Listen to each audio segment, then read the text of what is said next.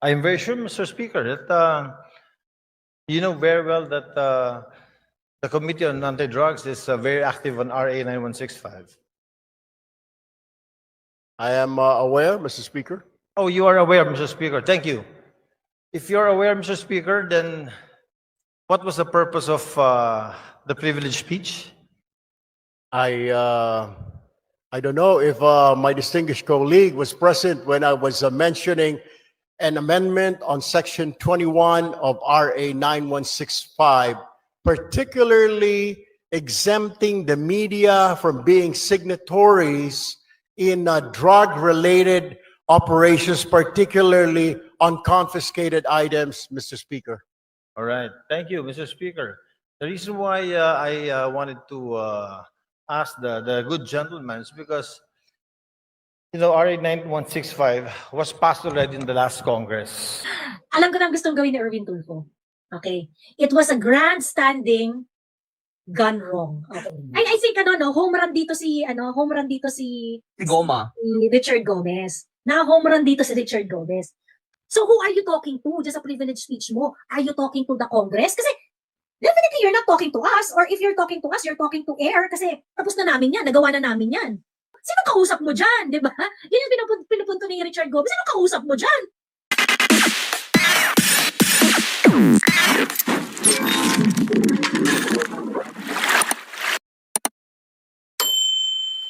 I hope VP would stand her ground no matter what. Andito lang naman tayo mga supporters once magipit. Ako, I really hope na talagang she fight it out. I really hope that she fight it out. Sabi ko nga natutuwa ako kay Inday kasi kalaban niya lahat eh. Tapos hindi siya nagpakain sa sistema, hindi siya nagpakain sa hindi siya nagpatakot. Di ba yung sinabi niya? Kaya ako tuwa talaga ako nung sinabi ni Inday. Unbowed, unbent, and unbothered. Unforgiving. Ano yung mga sinabi ni Inday? Unbowed, unbent, unforgiving. Tuwang-tuwa ako doon sa sinabi na yun ni Inday. Kasi sabi ni Inday, hindi nyo ako mabibili. Ang kwentong barangay nga dyan, si Inday daw, kinausap daw yan ni Martin through an intermediary.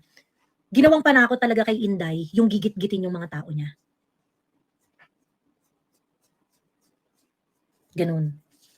Ginawa talagang pang kay Inday yung panggigit-git sa mga tao niya. Sabi ni Inday, ako yung tipo na tao hindi nakikipag-negotiate. Ayun. So ngayon, ang nagiging criticism kay Inday, hindi yan tuloy mga tao mo napahama, kineme, ganyan. No, Inday did not leave our people. Hindi iniwanan ni Inday yung mga tao niya. Miss Joey, itong hinain nilang impeachment, would this bar another impeachment next year? Oo, kasi kapag hindi nila inaktuhan yan, tapos naglaps yung mga procedural kenemerlo yan, that's considered one filing. Oo. Maria, kasama mo. Oo. That will be considered as a filing already. That will be considered a filing. Kasi hindi nila inaktuhan eh. May na yan, nasettle na yan eh. Nasettle na yan. Yung parang kapag daw, I remember from my political law, naging question nga yan in the past, ang alam ko, at nasettle na yan. Na kapag mayroong impeachment complaint at hindi yan inaksyonan at naglaps yung period before siya aksyonan, yung susunod na impeachment case na ifa-file will be counted from the time doon sa first na impeachment na hindi inaksyonan within 10 days. Kasi that would be considered an impeachment filed already. Kasi ang action doon is non-action. So that's considered a filing. Remember, ang impeachment, ang reckoning period niya is, ang initiation ng impeachment is from the time of filing, pagkatapos kung ano yung naging action ng Kongreso doon. Ayun. So if they deliberately not take action on the filing, yun yung action, non-action yung action. So ibig sabihin, that's going to be considered as impeachment filing. Joey, kumusta na kaya ngayon si Police Colonel Hector Grijaldo? Di ko nga alam eh. Alam mo, naaawa talaga ako kay Colonel Grijaldo. I hope we can do something for him. Ayun. Wala na, unless they change the rules as they go. Correct, which is hindi naman malayo, di ba? My name is Jim. Ayun, ganoon. So, pag nag-resign ba siya at hindi ma-convict sa impeachment, pwede siya tumakbo sa 2028? Oo.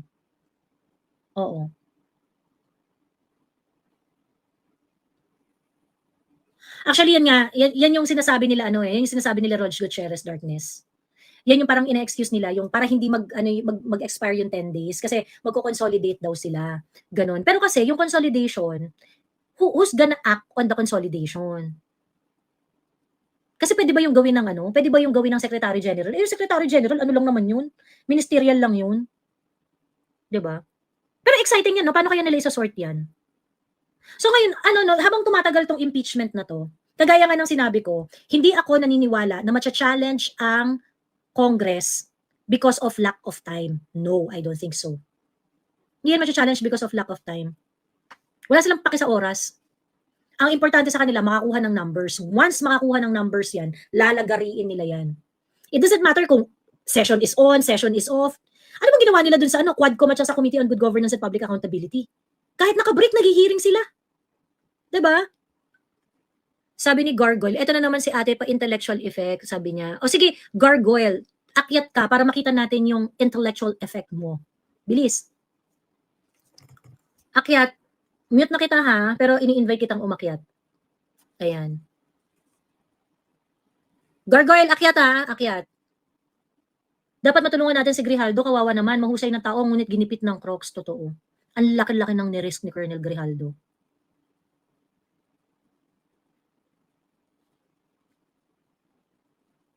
Yung isang news sa Rappler, may report sila na how OVP DepEd violated rule on confidential funds. Tapos now, pinalitan ng how OVP DepEd dispersing officers violated rule on confidential funds. Hindi ko gets yan, yung sinasabi nila. Kasi sabi sa rules, kailangan may logbook siya. Wala naman sinasabi doon na mayroong logbook na kailangan. Sabi doon, si SDO should keep records of all the transactions. Should keep records on all of the transaction ng, ang tawag dito? Should keep record on all of the transactions ng mga confidential disbursement. Yung mga cash advances, ganon. Ayun. Transaction yung kailangan niyang transaction yung kailangan niyang i-record. Bakit walang nag-file ng impeachment kay BBM sa dami niyang ginawa? Bakit kay VP lang kung sakali, sabi ni Wen? Ako, Diyos ko po. Makinig nga po kayong mabuti. Okay. Sino ba may hawak ng Congress? Okay. Ayusin natin yung expectations natin ha, para Sino may hawak ng Congress? Ang may hawak ng Congress ay ang pinsan. Okay? So bakit naman magkakaroon ng impeachment kay Bongbong? May hawak ng Congress, pinsan niya. So hindi po yan issue na maraming grounds or whatsoever. Impeachment is a political process. Period.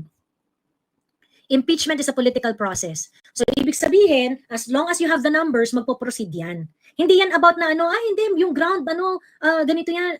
Pagdating po sa impeachment process, hindi naman yan labanan ng it's a show. It's a show. It's going to be a show. So kahit pa sa katerbang grounds ang dyan, kung walang magfa-file, hindi po yan magpo-proceed. At kung walang numbers na boboto, hindi po yan magpo-proceed. Ganun lang po kasimple yan. Kaya walang nagfa-file kay BBM.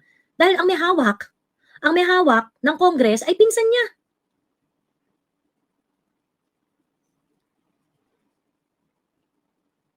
Ayun. So, kaya hindi na po talaga natin maaasahan yan na magkakaroon ng impeachment case laban kay Bongbong Marcos unless mag-away silang magpinsan. Ayun.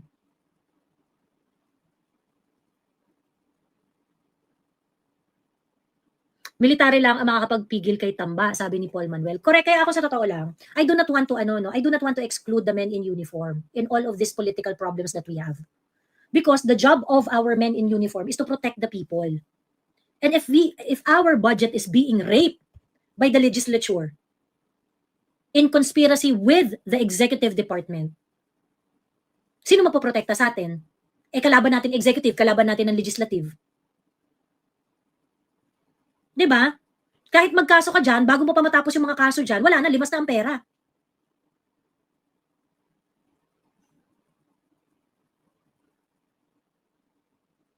Si Madam Aimee nga di makalapit sa sariling kapatid. Kawawa naman yung relasyon nila. Well, Senator Aimee really has to go above and beyond doon sa kanyang usual na sitwasyon in order to really make things happen. Kasi kung panawagan lang. Diyos ko po, di ba?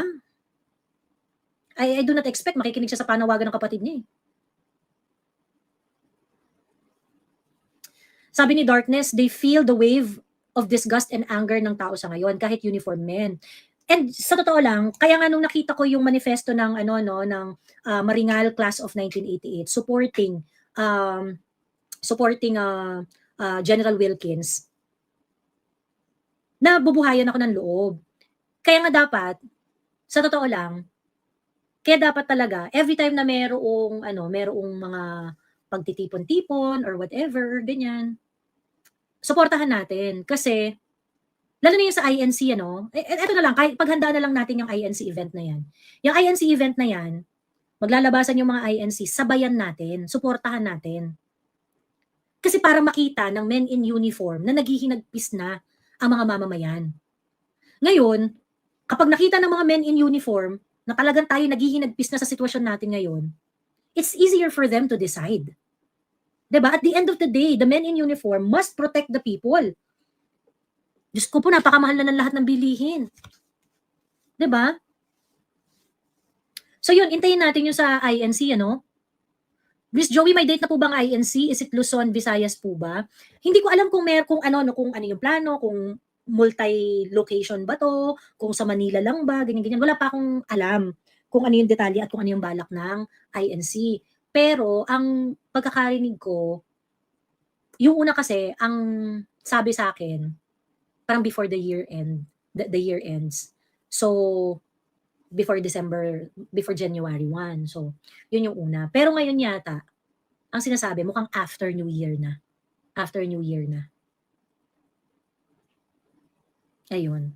Ano sabi ni James L77? Tuloy ang rally ng INC after the pasasalamat, year-end Thanksgiving. It's nationwide.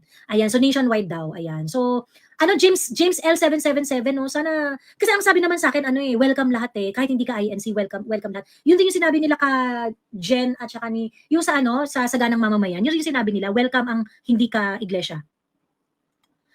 Ayan, gaslight na naman si Joey, sasama sa rally ng INC para kunwari marami silang didili, sabi niya.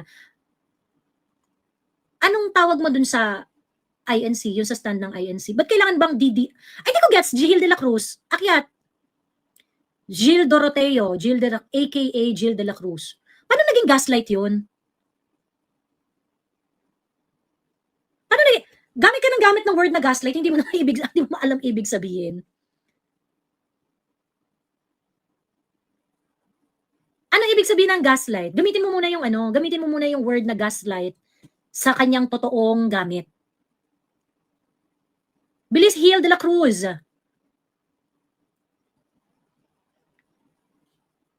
Ayan.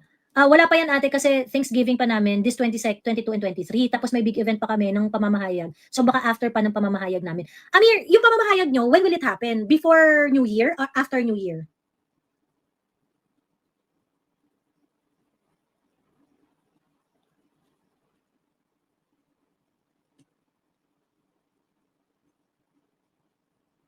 Doroteo, hindi about sa pink, yellow, or pula. Bulag ka ba? Bobo ka lang sa nangyayari sa bansa natin. Kinakana si Gil de la Cruz, ang tanga mo Grabe, kawawa ka sa comment section dito sa TikTok at saka sa YouTube, Gil. Diyos me. Nakakaloka yung statement ni Lisa. Lisa Marcos, meron siyang statement? Lisa Marcos.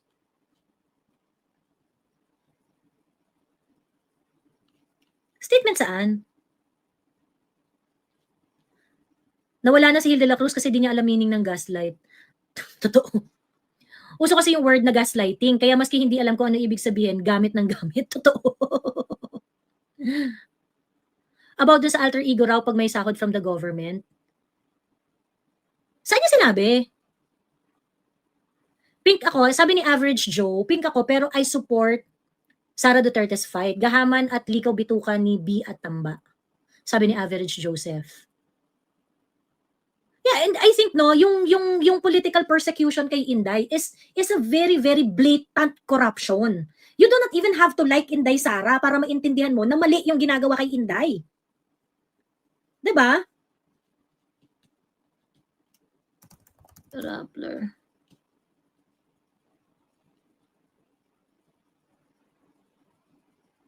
Asan? Mas matindi pala dito kay sa YT, madam, dami kasi bata sa maraming tangang bata dito kasi sa sa TikTok. Yung mga ano kasi, siguro sa school kasi nila, walang nakakabarda sa kanila. Tapos siguro sila na yung smartest dun sa school, ganyan, ganyan. Tapos, since pare-parehas nga silang tanga doon, pagdating sa politics, feeling nila, alam mo yung mga ano, hulma ni Kaki Pangilinan? Ganon. Hulma ni Kaki Pangilinan, ayan. Ganyan yung mga kupal dito sa TikTok eh. Hulmang-hulma ni Kaki Pangilinan.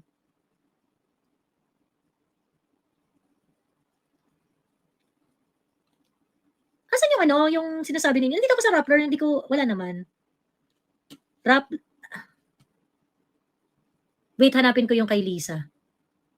Sige nga. Teka, i-google ko na lang. Wait. Lisa. Ano yung statement ngayon on what? Marcos. Lisa Marcos. Rappler statement.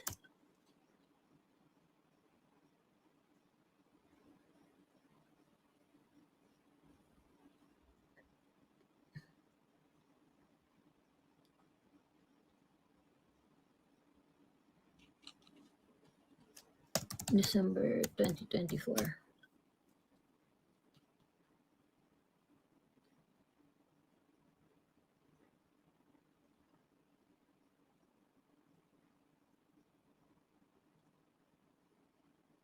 Madam Balato mo na si Hilde la Cruz sabi. Miss Joanne, stand mo sa panawagan ni Prof. Shelo na rally tomorrow sa Mindiola. Go! Go, walang problema. Ang problema ko lang naman kay Shelo Magno, well, you know, yung tungkol dyan sa ano, na dapat pagralihan na yan, yung mga mali sa gobyerno, wala namang problema dyan. Agree naman ako dyan kay Shelo Magno at kay Heidi Mendoza eh. Ang problema lang dito kay Heidi Mendoza at kay Shelo Magno, ipokrito. Yung mga ganyan, concern na concern sa public funds, ganyan-ganyan, concern na concern sa ano, ganyan-ganyan. Pagkatapos, hindi nila nire-recognize yung fact na yung political persecution kay Inday Sara is corruption in itself. Ayun. Doon ako naiirita sa kanilang dalawa. Hindi sila ano, no, hindi sila honest. Hindi sila honest. Actually, si Sas, maganda nga yung ginawa ni Sas doon sa live nila, Prof. Shelo at saka ni Heidi Mendoza. Kasi, pinag-explain lang yan ang pinag-explain itong dalawa. Ganon. Pagkatapos yung dalawa, hindi naman sila confrontational. O ngayon, magsalita kayo tungkol sa problema ninyo sa OVP Confidential Fund. Hindi kayo makapagsalita ng anything na ano, samantalang pagka kayong dalawa lang ang nag-uusap dyan, attack kayo ng attack sa Confidential Fund ni Inday. Pagkatapos nung kadiscussion ninyo, kaharap ninyo yung Dutertista, ang sabi ninyo, hindi. Talaga namang meron naman talaga, mahirap naman talaga yung paperworks niyan. Talagang ano naman talaga, O, alam mo naman pala Heidi Mendoza eh. Ba't attack ka ng attack? Di ba doon sa content ninyong piyatos ni Shelo Magno, sabi mo, hindi kasi dapat ready na yan, dapat available na yan, dapat hindi na yan Di ba? Yun yung sinasabi mo, Heidi Mendoza. O pagkatapos nung nag-usap kayo ni Sas, biglang, hindi talaga naman sa totoong buhay, mahirap naman talaga mag-prepare ng mga dokumento na yan, ganyan-ganyan. Nakapost kayo sige, ayan. Boss Dada. Sige, mag-react tayo dyan.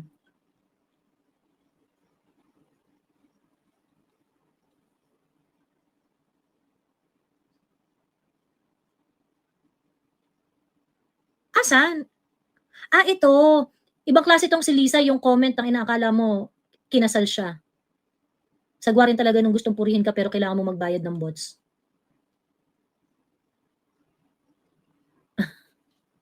Yun ba? Ano ba yung gusto niyo pag-reactan ko na statement ni Lisa? Ni Lisa ba o ni Kiko Pangilinan?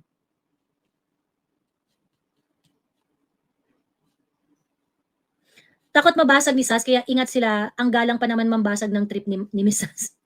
Well, and I appreciate yung yung effort ni Shelo Magno at ni Heidi Mendoza to be very cordial. I think si Sas rin naman, talagang nag-effort rin siyang maging cordial.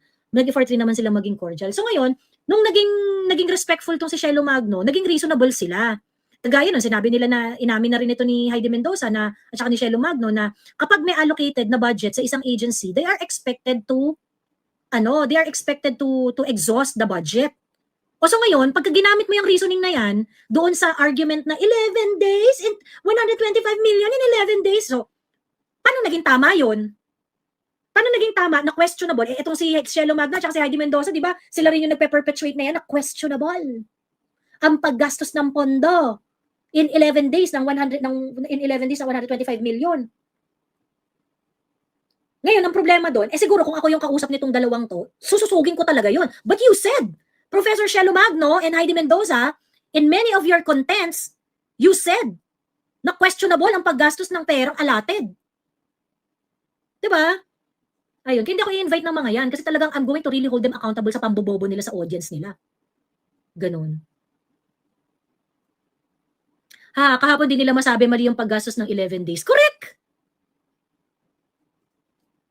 Ayun, may isang aspect po ba na need ding alamin po kung bakit napakatahimik ng Defense Secretary Gibo Teodoro? Kasi po, may na-feature sa SOCMED na big naval-based construction sa Misamis and smuggled uranium na. Well, Gibo Teodoro should really make a statement about the uranium issue, no? Kasi it's a national concern issue. I mean, the fact that we have the materials here for some nuclear project, at ito ay meron ng black market dito sa Pilipinas, it is a national security concern. So, I do not understand why Gibo is very silent about it. Sa totoo lang, I lost respect on Gibo long time ago. Tangina, yung ang tali-talino pero magpapakantot sa halimaw, magpapakantot sa pera. 'Di ba? Papakantot sa mga Amerikano. I lost respect on Gibo long time ago. Since nung naging defense secretary siya. Ayun lang, ang consolation lang dun sa live na yon is that ang daming mga sinabing points ni Shelo Magno at saka ni Heidi Mendoza na sinasabi rin naman talaga ng mga Dutertista. Yung mga sinasabi nila dun, yun rin naman yung sinasabi namin eh. 'Di ba? Yun lang naman sinasabi namin eh. Yun nga lang kasi hindi mapagtabi ni Shelo Magno yung mga arguments niya in such a way that will defend the office of Inday Sara kasi nga ayaw nila na ma-justify yung mga ginagawa ni Inday Sara. Kaya nga ako nagagalit ako sa UP. Ako, I am from UP. Pero, nabubisit ako sa UP sa pananahimik nila. Yung financial situation ng UP, yung audit ng UP sa COA, all the defenses available to UP ay available din kay Inday. So ngayon, yung UP Supreme Government UP Supreme Government Kinembot, yung Student Council ng UP, na support kayo sa impeachment ni Inday, kayo mga walang yaking dalahira kayo.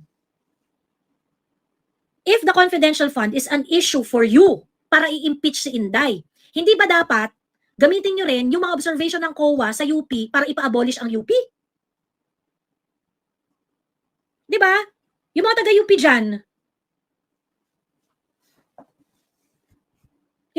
dyan, gusto nyong gamitin yung COA report laban kay Inday. Kung ganyan ang labanan, edi gamitin nyo rin yung COA report ng UP para i-demolish ang UP.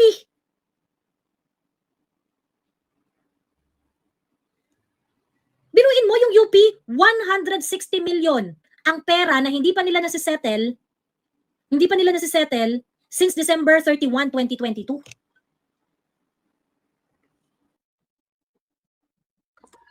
Ate, sorry naman, April pala yun. Bago ko lang nakita. Ang alin? Yung kay Lisa, nasabi niya, pag pinapasweldo ka ng gobyerno, dapat alter ego ka ng presidente. Pera nyo. Hindi naman ang alter ego yung mga secretary ng yung member ng cabinet ng presidente, yun ang alter ego. So, yun ang ano niya, parang postcard ng Rappler. Tapos kasi medyo tanga naman ito ni Lisa. Sabi na yun talaga? Oo, nasa talaga ng Rappler. Parang, di ba, parang may mga headline. Yun ang ano nila. Yun ang nasa parang, sa video nga, ang tawag dyan. Para yun ang una mong makita. Teka lang pag-usapan natin yung alter ego na yan. Hindi porket ikaw ay sumusweldo sa gobyerno ay alter ego ng presidente. Ang alter ego ng presidente, ito yung mga tao na inappoint niya for specific purpose at pinagkatiwalaan niya na i-handle ang isang bagay. So yung mga presidential appointees, yan ang alter ego. Yan ang alter ego. Kung kunwari, ikaw, Office of the Vice President ka, alter ego ka ba ng presidente? Of course not! Kasi meron kang office na sarili mo.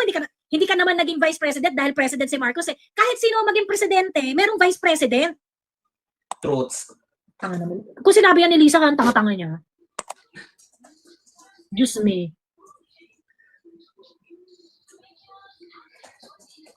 Anyway, Diyos ko, hindi porket sumusweldo ka sa gobyerno, hindi ibig sabihin, ay, Diyos ko, alter ego doctrine.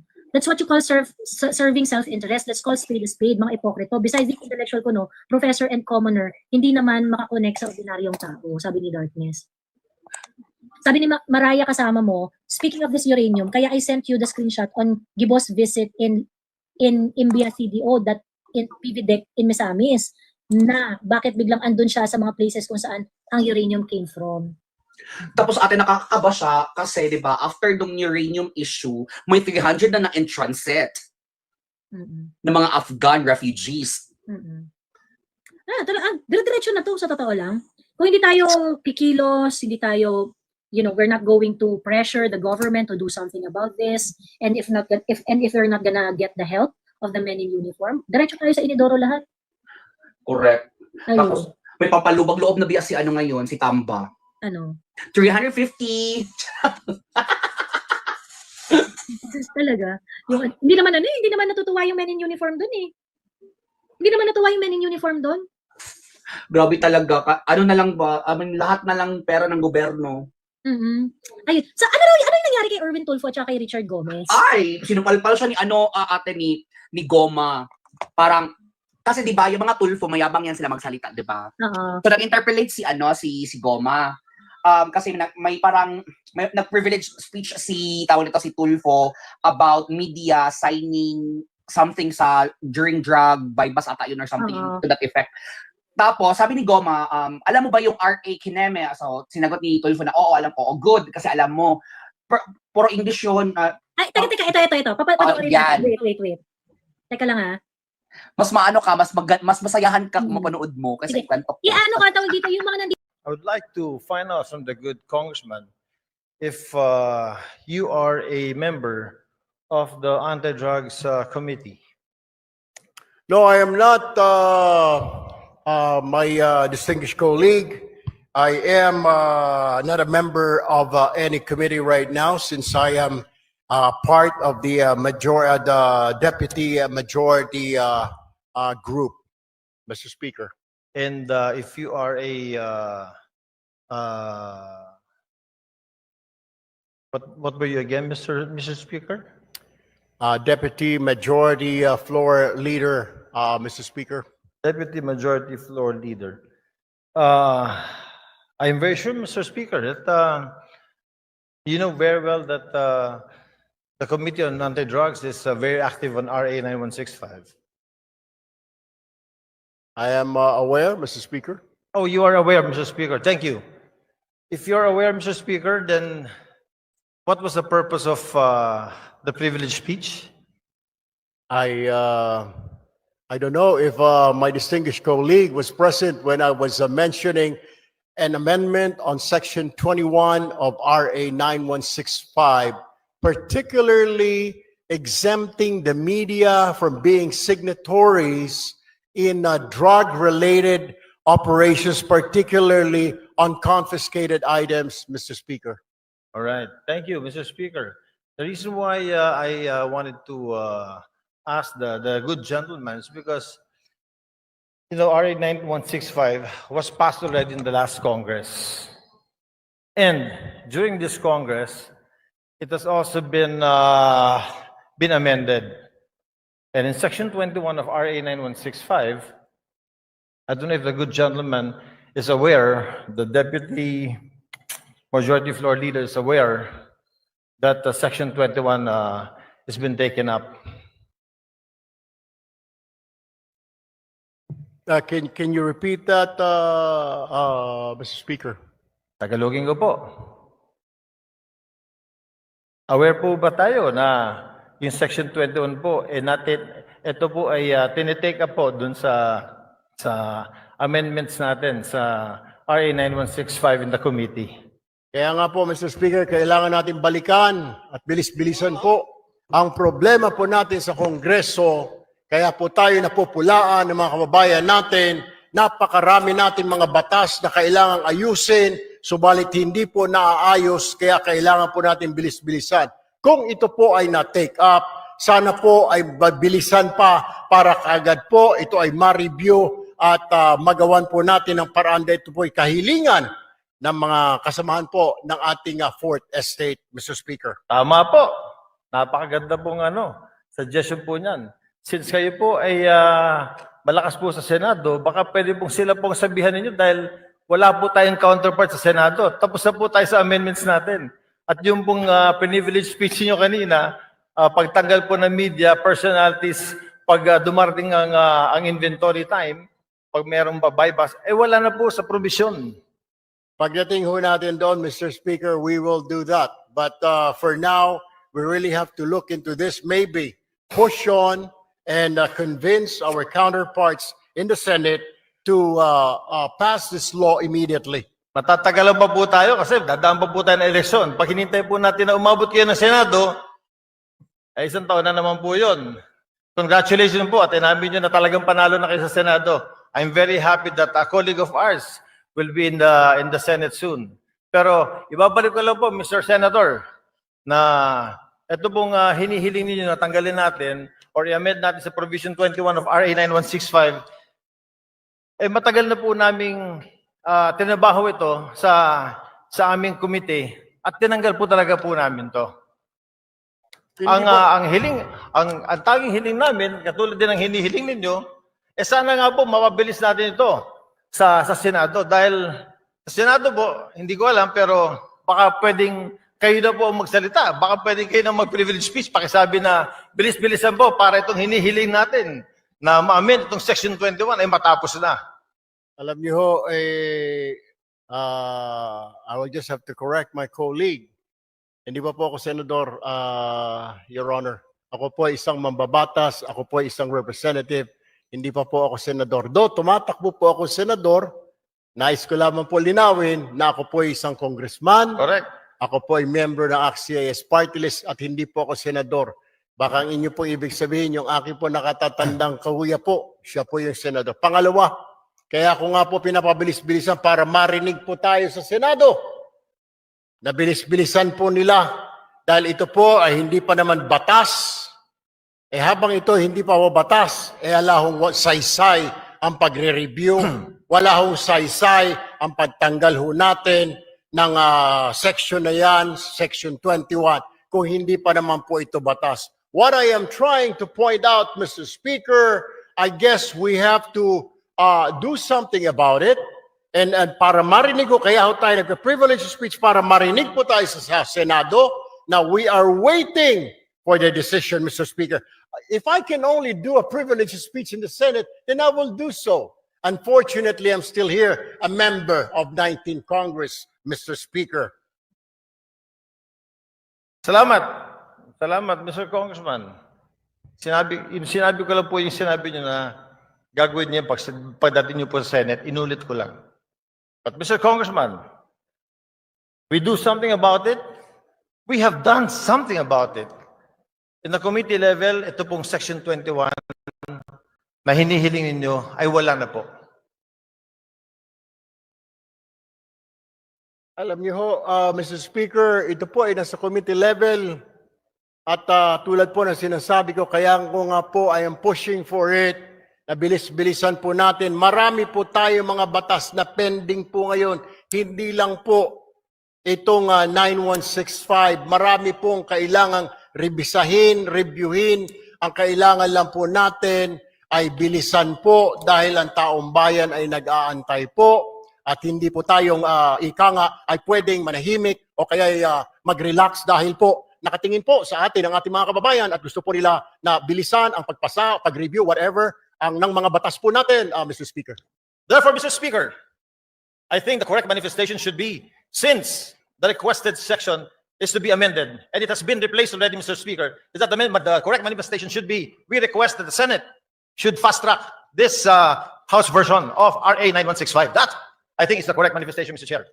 I will take that, Mr. Speaker, but what I'm saying is that the reason why I stood up today to remind not only our members here, but also our counterpart in the Senate, because I am sure they're also reviewing what we're doing here and watching us, to fast track.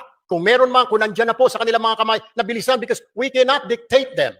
We can only suggest, Mr. Speaker. We can only tell them and inform the public that we already did this. Tama po ang ating kasamahan na sinasabi niya po, ni-review na po yan, inalis na po yan, para malaman po ng taong bayan na wala na po yan, wala na sa kamay natin yan po, nasa kamay na ng Senado, para bilis-bilisan po nila. And that is the purpose of my privileged speech this afternoon, Mr. Speaker, my dear colleague, sir. Thank you, Mr. Speaker. Oh, I thought amending Section 21 was the main thrust of the privilege speech. I didn't know it was to fast track the House version of 9165. But nevertheless, Mr. Chair, yun na rin po ang hinihiling natin. Since yung nire-request po ng colleague natin na tanggalin po sa Section 21, yung pagsama ng media kapag po nag-iimbentario sa mga bypass, sa mga nahuli na ay wala na po sa committee level. Wala na po, pumasa na po sa atin. Sana po, another privilege speech from our good colleague will tell the Senate, bilis-bilisan nyo naman kasi binilisan na po namin. I wish I can, we will do that, Mr. Speaker, para makarating po itong ating mensahe sa kanila. Hindi naman natin pwede sila pong utusan, Mr. Speaker, kundi tayo lamang po ay pwede natin sabihin na nag-aantay po tayo. Kung naipasa na po rin natin dito sa Kongreso, then ang problema po ay nandoon. I guess we'll have to do or have to make another privilege speech, Mr. Speaker. We shall await the next privilege speech. Thank you, Mr. Speaker. Thank you, Mr. Congressman. Ayan, hello, I'm back, Balakubak. Diba? Nakakaloka! Wala kang audio? Narinig ka sa TikTok? Hindi, dito sa YouTube, Ayan, sa YouTube, okay na tayo sa YouTube? YouTube, okay na? Okay na Hindi YouTube? kaya ate, sabi ni GM. Okay. Thank you. Ayan. Ay, teka lang, meron tayong kailangan tingnan. Before tayo mag-react and everything, okay. Meron tayong kailangan tingnan. Punta lang tayo sa House of Representatives para makita natin yung agenda nila ng plenary. Okay, wait. House of Representative. Punta tayo. Today ba yan? Today yung ano na yan? Oo, today. Today. Okay. Third regular session. Tingnan natin yung agenda. Session 29. Hindi rin nila nilagay. Okay. O, sige na nga. Okay. Ready na? Ready na po. Ready na. Ota. Alam ko na ang gustong gawin ni Erwin Tulfo. Okay. It was a grandstanding gone wrong. Okay. Correct. Ang gustong gawin ni Erwin Tulfo, mag-grandstand siya na pinapa-remove na niya yung section doon sa Dangerous Drugs Act. I do not know if he knows or not, no? Probably baka na ano siya na hindi mag-privilege speech ka na dito so that you can credit grab the Committee on Dangerous Drugs work on the removal of that provision. So ngayon, siguro baka nasabihan siya na mag-privilege speech kasi hindi ka basta-basta nag-privilege speech eh. Mag-privilege speech ka kapag ka either you really want to raise certain point that you want the plenary to pay attention to or most of the time yun nga gusto mo na mag-grandstand. True. And knowing Tulfo, ang mga Tulfo, mahilig mag-grandstand yung mga yan. Diba? Mahilig mag-grandstand yung mga yan. So ngayon, siguro may nagsabi sa kanya na, mag-privilege speech ka na dito sa Committee on Dangerous Drugs na pinapatanggal na yung ganito, ganyan. So sabihin mo na, kailangan tanggalin na to, ganyan. Because, it could make a good press release na pagkatapos mag-privilege speech ni Ramon Tulfo, ay natapos na pala ng Committee on Dangerous Drugs yung trabaho nila in removing the question provision. So it's going to be parang related to the privilege speech of Rep. Erwin Tulfo na parang wow, kaka-privilege speech lang niya pagkatapos nagawa na agad. Ganyan. I'm pretty sure that's the twist that they wanted to put dyan sa That's the twist that they want to put on that storyline. Ganon. However, okay, I think home run dito si Goma. Richard Gomez. Home run dito si Richard Gomez. Kasi sabi ni Richard Gomez, yung privilege speech mo kasi is about the removal of the question provision sa Dangerous Drugs Act. Tapos na yun. Narinig na namin. So who are you talking to dyan sa privilege speech mo? Are you talking to the Congress? Kasi definitely you're not talking to us, or if you're talking to us, you're talking to air kasi tapos na namin yan, nagawa na namin yan. Diba? Nagawa na namin yan. So, sino kausap mo dyan? Diba? Yun yung pinupunto ni Richard Gomez. Sino kausap mo dyan? Kinakausap mo ba kami sa committee? Tapos na namin gawin yan. So, para saan yung privilege speech mo? Diba? If your privilege speech is to bring attention to the matter, bakla, tapos na namin gawin. So, sayang yung hangin. Diba? Yun yung pinapoint ni Goma. Diba? Na bakla ka ng taon. Nag-privilege speech ka pa, tapos na namin trabahuhin yan. 'Di ba? Now, Goma, snide remarks rin ni Goma na very, very well placed. Na, are you saying ba na ganyan? Kasi trabaho na ng Congress yung inaano natin dito, inaantay natin dito eh. Correct. Ganyan. So, well, ang tawag dito, yun nga ang punto ko, kaya ako nag-privilege speech to get attention from the Senate. Nabilisan nila dahil tapos na natin gawin ang trabaho natin dito. So basically, nag-privilege speech ka to fast track this amendment sa Senate because we already did our job in Congress. Yes, ganyan. Okay, kasi hindi yan yung title ng privilege speech mo eh. Ang privilege speech mo is about the removal of the provision in Dangerous Drugs Act. Kaya paano? I wasn't informed na yan pala na fast tracking pala kasi had I been informed na ang privilege speech mo is about fast tracking the amendment in the Senate, hindi ako magsasalita dito kasi hindi naman yun nakalagay sa agenda eh. Correct. Home run doon si Saka ano siya, te, Home run doon ang pangalan nito, home Si Goma. run doon si Richard Gomez, nakakaloka. yung Fuji ko, te, Fuji ko akyat, wag spam. kanina pa siya sa spammer. Tsaka, te, parang ang ginawa ni Richard is, para siyang anghel na lumilipad na hinila ni Richard papuntang lupa. Saka yung mga pa-smile-smile nga ni Goma, I'm not sure kung anong term sa Tagalog, yung parang kaloko masyado ba? Or insulting kay tawag na to kay I'm pretty sure Erwin talagang Tulfo. naglilihib yung put ni Erwin Tulfo dyan kay Richard Gomez. But, Richard Gomez, what you did is, very commendable. Home run ka dun, ha? Home run ka dun. And I would like to commend Richard Gomez din natin, kasi that's a very Bisaya way of throwing shades. Oo. Ayun. Ayan. Hello, Fujiko. Hello, Fujiko. Fujiko, nakaano ka? Ito yung spam kanina. Buti naman umakit. Hello, Fujiko. Fujiko, nakamute ka. I-unmute mo yung sarili mo. Hello, Fujiko. Ayan, inuna na kita, before si Waray. Priority ka. Diyos ko naman, Fujiko, ano ka ba? Indirect contributor ka na nga, hindi mo pa rin alam mag-unmute. Fujiko, 053. Comment section, Gina G ka eh. Pagkatapos nakaakyat ka na, ayaw mo pang magsalita. Fujiko, i-unmute ko siya. Oh, Fujiko, in-unmute na kita. I-accept mo yung invite to turn on microphone is sent. Pang screenshot niya lang yan. Wala. Fujiko, hello. Nako, kaya mo na yan natin, Joey. Bababa na kita. Tapang-tapangan, Diyos ko. Tapang-tapang sa comment section. Pagkatapos pag nakaakit, hindi makapagsalita, napipipi. Ano ba yan? Ewan ko sa inyo. Actually, sa totoo lang, pati nga alam mo, sa totoo lang, ito kasi yung problema sa inyo, haharapin naman kayo. Yung mga parinig ng parinig, yung mga kupal sa comment section, yung mga sabi ng sabi kahit kung ano-ano behind my back. Sa totoo lang, kaya ko kayong harapin. All you need to do is lakas ng loob. All you need to have is lakas ng loob na harapin ako. Hindi ako maharap. Hindi nyo masabi sa mukha ko yung mga parinig ninyo, yung mga comment ninyo sa comment section, hindi nyo masabi ng di ba? This is for all, hindi lang kay Fujiko. Ganon. Yung mga parinig ng parinig, salita ng salita, post ng post, kaya ko kayong harapan. Diyos ko, may kinumpronta na nga ako ng ganyan, harapan. Hanggang ngayon, nagnangangak na tumiiyak sa social media. Kasi all I needed to say, nasabi ko, ng harapan. Hindi natin, So Joey. that's why I do not see the need na sagutin yung mga post or whatever. Kayong lahat na nagsasabi ng hindi maganda dyan about me or whatever, mag-usap tayo harapan, harapin niyo ko. Diyos ko. Kasi hindi ako takot sa inyo. Diyos ko. Ayan. Yung migaon, hindi sumipot. Correct. Ayun, yung parinig ng parinig, pa-blind item ng pa-blind item, yung sa totoo yung mga ganon. Hindi na pinapanood. Oo. Parang, harapan tayo, di ba? Hindi, dami-daming, hindi ako komplikadong tao eh. I'm not a complicated person. Sobrang simple ko. Yes. Problema, pag-usapan. Kung meron kang issue, sabihin. Yan, kung meron kang problema dyan sa comment section, umakyat ka para maintindihan ka namin. Ganon. Kagaya ni Sas. Sorry.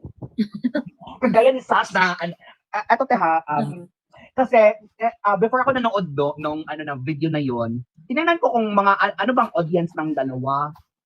Yung usual videos nila, hindi umaabot ng 1,000 or mga 1.5 na views. Nung si Sas na, nag-62,000. So it's a game for them. Alin yung kaya nga in-invite nila uli si Sas eh. Diba? Mm. Mga kisang frog. Mm. Miss Joey, bet kung makabardagulan mo yung pati sa TikTok. Matagal na Sawa na si Ate Joey bardagulan dyan. yan. Diyos ko po. Wala namang Sawa na. binatbat yan. Sawa na. Nakakasawa. Oo. Yan, yung grupo nila, ano na yan siya, dead man na yan sa Oo. Anyway, ayun. Ginamit pa si Sas para sumikat sila. True. And Miss Joey, napaakyat ka na ba dito sila Tiger Look at or yung Norberto Kineme or si Mr. Jeffrey? Ito lang, si Norberto lang yung kilala ko. Yung Norberto nakausap ko na yan before. Kasi sobrang bastos niyan eh. Same lang Bastos yung ng Norberto na yan eh. si Tiger Look ate si Junior Travel Vlog. Sino yun? Yung everyday nga na nag-drive. Nag-remember mo yun siya, BBM supporter yan siya.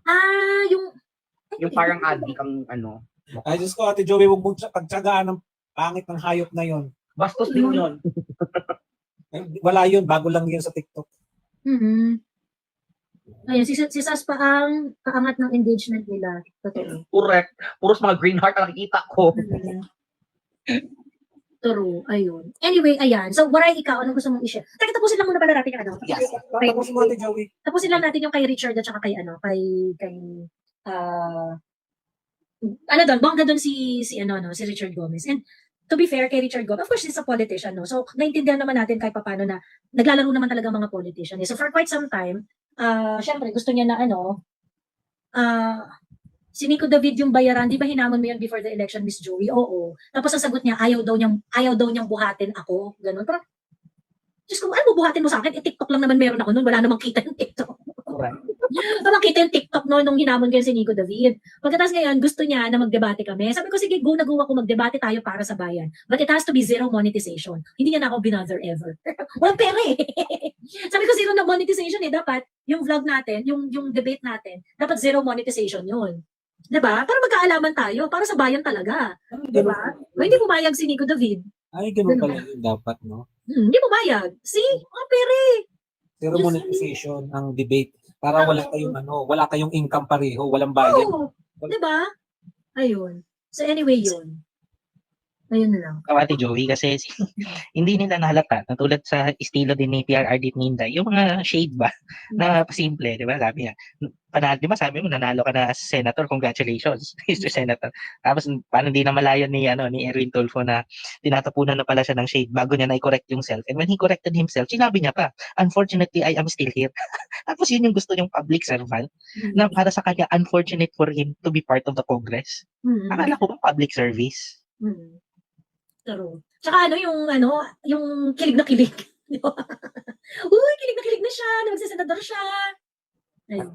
Tatawa ko sa slang ni Erwin Tulfo. Tapos sinabihan siya, sige, Tagalogin ko na lang po. Sinabihan siya ni Goma, Tagalogin ko na lang po. Sobrang OA eh. Sobrang annoying nung accent ni Ate, alam mo, di ba, American naman kasi siya. Sobrang force. Sobrang force ng pagsasalita niya. Diyos mo. Ayun. Kakabilang na. Anyway, so yun. Ang ano lang doon, ang maganda lang talaga doon. Medyo swabing-swabe yung